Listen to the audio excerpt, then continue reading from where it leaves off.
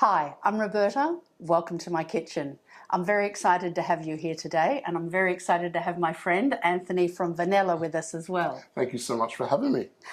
Today, we're going to start busting the myth that cheese and seafood don't go together. Now, I'm sure you've heard it, and we've heard it plenty of times. Oh yeah. We don't think it's true, do we? No, there's so many wonderful ways you can pair the two together. It's just about knowing the tips and tricks to get it right. So I'm going to start with a favourite recipe of mine, which speaks to one of my mantras about pairing cheese and seafood. Pairing anything, really, like and like together. So, beautiful smoked scamorza, Scamorza Affumicata. Yes. From Vannella, of course, and beautiful smoked rainbow trout. And we're using gorgeous Murray River smoked trout today. Which brings me to another thing that occurred to me when we started planning this, and I was thinking about like and like. Like attracts like.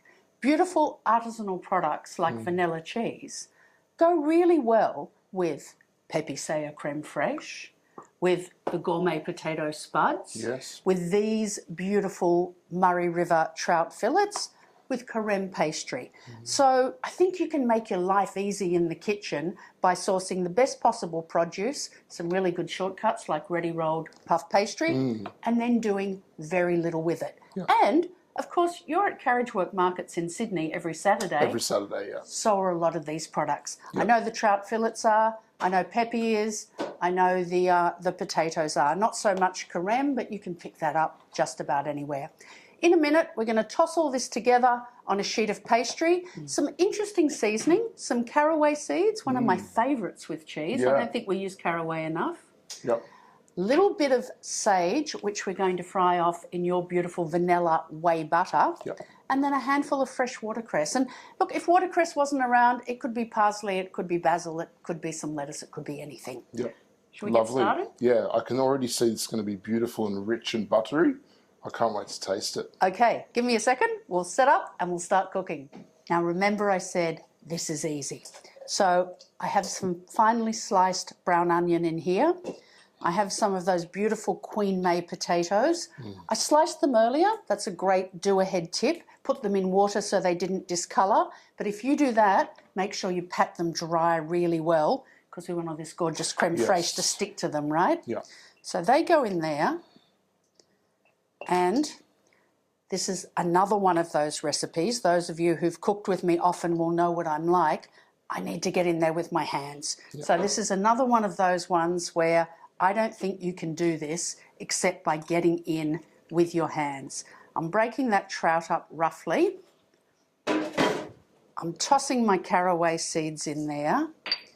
In with my carefully measured, you don't have to be too careful, this is no super precise recipe. In with my creme fraiche, could be sour cream if you can't get creme fraiche, but try and get a beautiful, naturally cultured creme fraiche like Peppy's, and then in with your hands and mush it all together. And these potatoes were microplaned. They were mandolined. Mandolined, yes. So that they're nice and thin. That's a really good point. I did them ahead of time on the Japanese mandolin. If your knife skills are better than mine, you might be happy to hand slice them. If you do use the mandolin, please use the guard. They're really good implements, but they're really dangerous if you don't use the guard, right, Chef? Have to use the guard. Okay. All right, let's grab the pastry.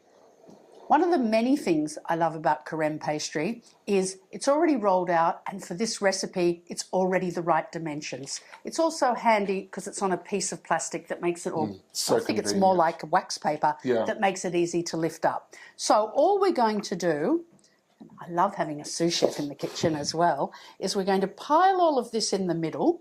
Make sure your potatoes aren't too stuck together, and we're going to leave about a 5 centimetre or 2 inch border around the outside so we can fold it in. So this is a great pie because there's no blind baking, there's no pie base, there's no pie top. It's really free form, but it tastes and looks quite delicious. So there we go. That's all those bits. All the work's done in the oven. Exactly. Yep. So we'll spread that out. And as I said, the only trick is make sure your potatoes aren't too stuck together because you want it to cook evenly. Leave a couple of inches around the outside.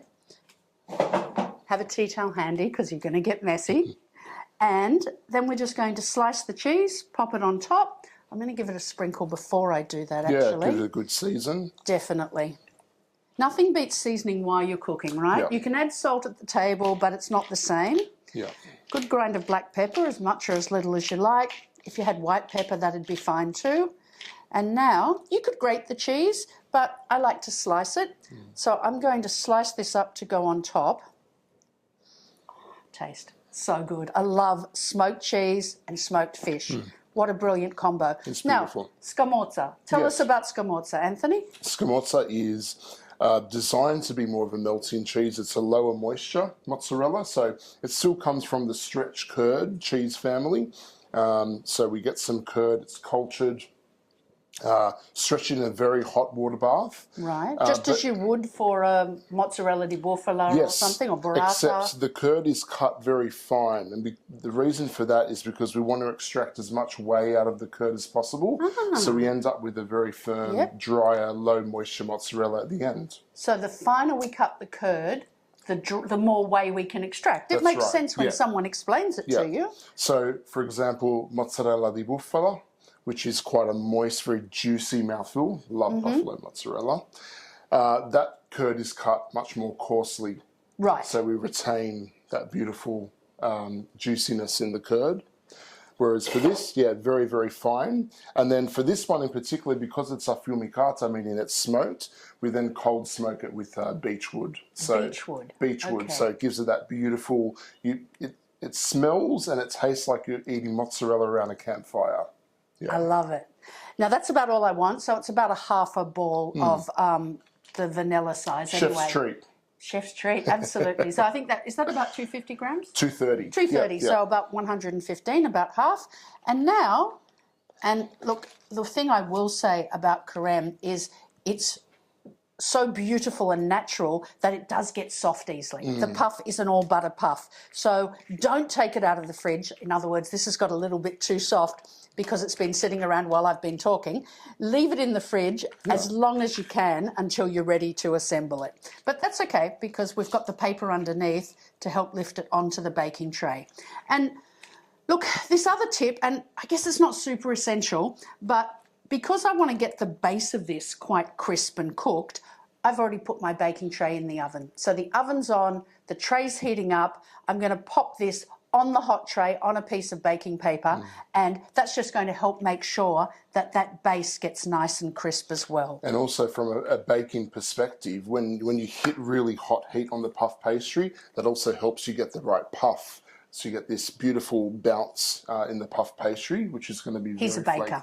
He's much more of a pastry cook than I am. That looks beautiful. But no, everyone I know who talks about pastry, and you know, the Claire at Carême says, put it in a really hot oven and then turn it down if need be. But you want that heat, don't you? Yeah, bake it hot. And I'm just going to give it a bit of an egg wash to help give it some lovely colour. And then into the oven. And I'll show you what it looks like when it comes out. So here we have it, our beautiful scamorza, smoked scamorza, I should say, smoked trout and potato tart straight out of the oven. Now, of course, we want you to experiment with cheese and seafood, but if you were cooking for a vegetarian, this is a beautiful tart just with the scamorza, the potato, the onion. You can leave the seafood out. I've made it both ways. Mushrooms. You could put mushrooms in it. Absolutely. It's a vegetarian option. Now, I've got a little bit of your beautiful whey butter in here with some sage leaves. Lovely. And I'm just going to pour this over. Don't be shy. Fat and salt, that's where flavour comes from, right? It wasn't rich enough before. Shh. Just a little. It was only a little. And a good handful, as much or as little as you like, but I love watercress. Now, as I said, if you couldn't get watercress, because occasionally you can't, you could use another herb, but you know what? If I couldn't get watercress, I think I'd use a good peppery rocket. Yes. Because I want that pepperiness. It's not really bitter. It's spicy, isn't it? Yes. And it looks so pretty. Yeah. So there we go. Yum. Smoked fish, smoked cheese, match made in heaven. Buon appetito. Enjoy. Thank you.